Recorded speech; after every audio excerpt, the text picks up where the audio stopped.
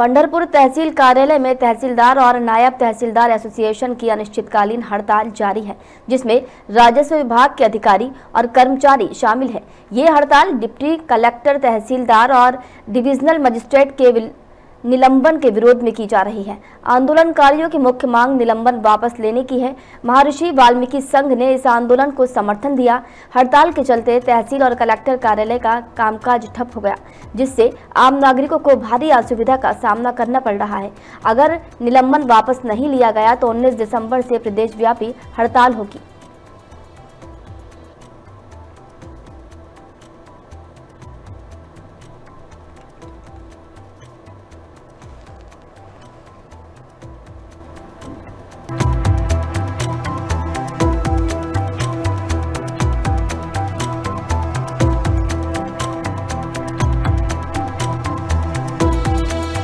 गणेश अंकुशराव सामाजिक कार्यकर्ता आहे। महसूलचं पश्चिम महाराष्ट्र विभागाचं काम बंद आंदोलन चालू आहे।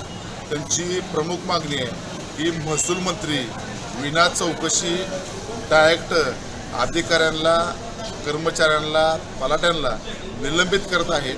त्यांचं काम बंद आंदोलन चालू आहे। त्यांचं काम बंद आंदोलन चालू असल्यामुळं आज काय शासनाच्या योजना असतील, संजय गांधी, इंदिरा गांधी किंवा कर्ज, उतारे, वृद्धांच्या पेन्शनचा विषय असेल, विद्यार्थ्यांच्या ॲडमिशनचा विषय असेल, आर्मीचा विषय असेल किंवा दवाखान्यामध्ये उत्पन्नाच्या दाखल्याशिवाय ॲडमिट केलं जात नाही किंवा कुठली योजनेचा लाभ घ्यायचा असेल तर महसूलची गरज, तहसील ऑफिसची गरज पडते।